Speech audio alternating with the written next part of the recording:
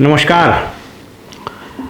जनसुराज के संस्थापक और बांकीपुर विधानसभा के उपचुनाव के प्रत्याशी प्रशांत किशोर ने आज चुनाव आयोग यानी बिहार में जो कार्यालय है मुख्य निर्वाचन पदाधिकारी के कार्यालय जाकर पटना के एसएसपी के संबंध में और उनके मातहत काम करने वाली जो तमाम पुलिस अधिकारी हैं, ज़्यादातर एसएचओ हैं, उसके कथित कारनामों की पूरी एविडेंस के साथ कंप्लेंट सौंपी है। वैसे इस कंप्लेंट पर क्या होगा वो अभी ही हम बता देते हैं, क्योंकि विगत 1-2 दशकों में और ख़ासकर लास्ट 5-6 ईयर्स में इस देश में जितनी संवैधानिक संस्थाएं हैं उसका सत्यानाश हो चुका है, कुछ इनहेरेंट कारण से और कुछ सरकार के कारण से। अभी आपने हाल में देखा कि जुडिशरी की क्या दुर्गति हुई है। इसके बाद जो अन्य जो संवैधानिक संस्था हैं, चाहे वो गवर्नर का ऑफिसर्स हो, चाहे वाइस प्रेसिडेंट का ऑफिस हो, सब का वही दुर्गति हो गया। चुनाव आयोग तो सबसे ज़्यादा निशाने पर है, क्योंकि एक से एक ऐसे मुख्य चुनाव आयुक्त आए जिनकी निष्पक्षता हमेशा गंभीर संदेह के घेरे में रही। तो इस कंप्लेंट का कुछ होगा नहीं, और ये प्रशांत किशोर भी जानते हैं, क्योंकि जो आदमी मुख्य निर्वाचन पदाधिकारी के पद पर बैठा हुआ है वो इतना कमज़ोर है। खुद जब इसका मुख्य चुनाव आयुक्त ज्ञानेश का औकात नहीं है कि सरकार के अगेंस्ट वो कुछ कदम उठा ले, तो इन लोगों की क्या हैसियत है।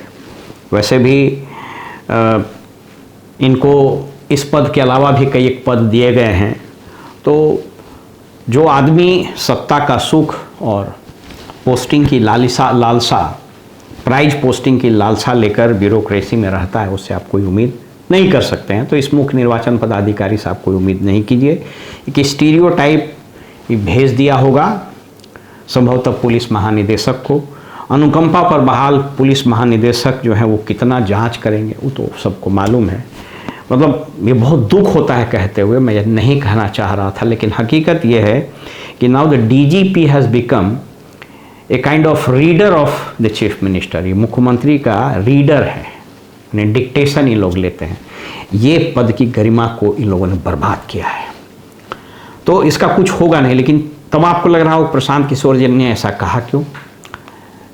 ये इस बात की ओर इशारा कर रहा है कि अगर प्रशांत किशोर विधानसभा पहुंच गए तो आप समझ लीजिए कि जैसे एक हनुमान जी ने पूरी लंका में आग लगा दी थी, एक प्रशांत किशोर विधानसभा में पूरे एनडीए सरकार की नींद उड़ा देगा। और इस चुनाव में मैंने एक और वीडियो में आपसे बताया था कि जो कि चुनाव का मेरा लंबा अनुभव रहा है, सहायक निर्वाचन पदाधिकारी से लेकर निर्वाचन पदाधिकारी, जिला निर्वाचन पदाधिकारी से लेकर ऑब्जर्वर तक मैंने सभी भूमिका को निभाया है। और इट वॉज सिंपली अनथिंकेबल। मैं उत्तर प्रदेश में ऑब्जर्वर रहा, तेलंगाना में ऑब्जर्वर रहा, दिल्ली में ऑब्जर्वर रहा। तो ऑब्जर्वर से ये अपेक्षा की जाती है वो निष्पक्ष और भयमुक्त और स्पेशली विपक्ष का जो आरोप है उसको ज़्यादा संज्ञान में ले, और हम लोगों ने ऐसा किया है, लोग भी करते हैं। लेकिन कालांतर में स्थिति इतनी खराब हो गई है कि जो पटना के एसएसपी महोदय हैं और इनके तहत जो कम से कम 1 दर्जन तो जो एसएचओ है, और एसएचओ का मतलब क्या है कि वो एसपी के अनुग्रह पर है, उसी के कृपा पर है। और एसएचओ की क्या कमाई है पटना के महत्वपूर्ण, ऐसे सब जगह का वही हाल है, लेकिन पटना के महत्वपूर्ण थानों में क्या कमाई है इसको बोलने वाली बात नहीं है। तो भाई एसएसपी के अनुकंपा पर, उसी के अनुग्रह पर, उसी के दया पर जो एसएचओ बना हुआ तो नंगा नाच करने के लिए रेडी रहता है। हमारे एक बहुत ही सीनियर आईएएस अधिकारी, बहुत सीनियर 86-87 बैच के, वो रिटायर कर गए। तो अक्सर जब उनके पास हम बैठते थे तो वो कहते थे कि ओम प्रकाश जी, आप ऐसा समझिए कि अगर वर्दी में कोई आदमी आपको आके सैल्यूट मारा तो समझिए उसे 1 घंटा से 2 घंटा के अंदर उसको आपसे कुछ काम है। और आका से ऑर्डर प्राप्त करने के बाद जो उसको एग्जीक्यूशन करने का जुनून उसको सवार होता है वो अद्भुत होता है, क्योंकि वो सारी सीमाओं को तोड़ देता है। और इस चुनाव में देखा गया कि कुछ पुलिस अधिकारियों ने, खास करके एसएचओ ने और कुछ एसडीपीओज ने तमाम सीमाएं तोड़ दी। जो नंगा नृत्य हुआ है वह बिहार की जनता को याद रखना चाहिए। संविधान में गवर्नेंस के मॉडल को जब हम लोगों ने चुना था तो हमारे पास दो विकल्प था। एक विकल्प था स्पॉइल सिस्टम ऑफ गवर्नेंस, जो यूएस वगैरह में और दुनिया के बहुत सारे मुल्कों में स्पॉइल सिस्टम का मतलब होता है जैसे सरकार बदलती है वो अपने हिसाब से ब्यूरोक्रेट्स को नियुक्त करता है। जैसे आप यूएस में देखते होंगे, जैसे राष्ट्रपति बनेगा, foreign secretary, defence secretary, secretary of state, वो सब तुरंत बदल जाता है। और दूसरा होता है परमानेंट ब्यूरोक्रेसी। तो हमारे संविधान ने परमानेंट ब्यूरोक्रेसी को अडॉप्ट किया था। क्यों किया था?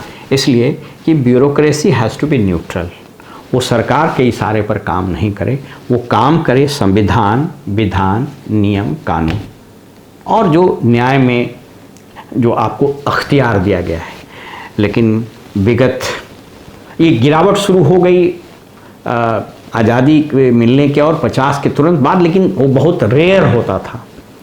लेकिन हाल के 10-15 सालों में, और अब तो ये बिल्कुल एपरेंट हो गया है कि एकाध प्रतिशत अधिकारी जो हिम्मत करता है कि वो कानून और संविधान के अनुरूप काम करे, बाकी 90 से 95-99% का ये हाल है कि वो बस तमेव माता च पिता तमेव। और उसका कारण भी है, अभी एक अखबार में छपा होगा, आपने देखा होगा कि मोतिहारी में एसडीओ वगैरह के ट्रांसफ़र पोस्टिंग में 25 लाख रुपए लगे। 1-1, 2-2 करोड़ रुपया दे के लोग एसपी बन रहे हैं, 1-1 करोड़ रुपया दे के लोग कलेक्टर बन रहे हैं। 50 से 60 लाख रुपया फीस है एसडीओ, एसडीपीओ के बनने का। बीडीओ सीओ का तो दुकानें खुला हुआ है। बाकी विभाग के सचिव और अपर मुख्य सचिव बनने में इट वॉज सिंपली अनथिंकेबल। यहाँ भी दलाली शुरू हो गई। पुलिस में जो आलम है उसकी आप कल्पना नहीं कर सकते हैं कि एसएचओ की पोस्टिंग में कितना पैसा लगता है, एसडीपीओ की पोस्टिंग में कितना पैसा लगता है, एसपी और डीआईजी और आईजी के पोस्टिंग में कितना पैसा लगता है। एक दो अपवाद को छोड़ दीजिए तो बाकी ये खुला बाजार है, मंडी है, भाव लगता है, दाम लगता है, लोग पैसा देते हैं, जा रहे हैं। अब न जाने ये खेल कहाँ जाके रुकेगा। इसलिए समझना ये नागरिक को पड़ेगा कि अगर ये स्थिति बनी रही, ये सरकार बदलने से नहीं होगा, क्योंकि जब तक ये व्यवस्था में परिवर्तन नहीं होगा। हो क्या रहा है कि जिधर पलड़ा भारी होता है वही सारे लोग बस झंडा बदल देते हैं। किसी व्यक्ति ने मुझे एक बार बताया कि जो जितना पॉलिटिशियन आज के तारीख में है ना, उसके गाड़ी में सब पार्टी का झंडा रहता है, और अब तो स्क्रू वाला झंडा आ गया है। जिधर जाना है वैसे स्क्रू खोल के लगाइए। अभी देखिए वो अर्जुन राय थे, बहुत बड़े समाजवादी, और मतलब लालू जी की प्रशंसा और शरद यादव की प्रशंसा करते थकते नहीं, वो भी शामिल हो गए। ऋतु जायसवाल उधर मृत्युंजय उधर चले गए। तो जिसका शासन है, इसलिए ये सभी एक ही थाली के चट्टी बट्टे। आरजेडी हो, भाजपा हो, जदयू हो, कांग्रेस हो, वो पूरा लॉट वही है। तो ये इन सभी ये इसमें जो गंदगी आई है ना, यह सरकार बदलने से कुछ नहीं होगा। वो सम्राट चौधरी मुख्यमंत्री रहे ना, नीतीश कुमार मुख्यमंत्री, जब तक इस व्यवस्था को नहीं बदला जाएगा तब तक यहाँ कुछ होने वाला नहीं। और व्यवस्था के बदलने की शुरुआत इस देश के युवाओं के हाथ में है, इस देश के जेन जी के हाथ में। और आपने अपनी ताकत से ये बता दिया है, एक धमक इस देश के सर्वशक्तिमान जाने वाले प्रधानमंत्री की आत्मविश्वास को डिगा दिया। दुनिया की सबसे बड़ी पॉलिटिकल पार्टी कहे जाने वाली भाजपा का नींद हराम कर दिया। यह देश परिवर्तन की मांग कर रहा है। यह राज्य तो और प्रमुखता से और तीव्रता से इस परिवर्तन की मांग कर रहा है। इसलिए कोई एक व्यक्ति को खड़ा होना होगा, समाज को खड़ा होना इसके विरुद्ध आवाज़ उठाने के लिए। प्रशांत किशोर उम्मीद की वो किरण के रूप में आए हैं। मैं नहीं जानता हूँ कि आने के बाद वो क्या करेंगे नहीं करेंगे, लेकिन एटलीस्ट कोई एक व्यक्ति तो है जो इस परिवर्तन के बारे में बात कर रहा है। होगा नहीं होगा मुझको नहीं मालूम, लेकिन दिक्कत अब यह है कि कोई इस पर बात करने को तैयार नहीं है। मुझे याद नहीं है कि विगत कितने वर्षों से चुनाव आयोग ने किसी अधिकारी पर कोई सख्त कार्रवाई की हो, क्योंकि मैंने वो दौर भी देखा है जब टी एन सेशन मुख्य चुनाव आयुक्त थे, कि उनके डर से मैंने अधिकारी को तो मारी गोली, मुख्यमंत्री की कुर्सी कांप जाती थी। और अब मालूम यह है कि चुनाव आयुक्त और राज्य के मुख्य चुनाव अधिकारी, मुख्य निर्वाचन अधिकारी, मुख्यमंत्री और एमएलए और एमपीस के दरबार में जाकर के नतमस्तक हो जाते हैं कि हे प्रभु, हमको भी कुछ बढ़िया पोस्टिंग दे दीजिए।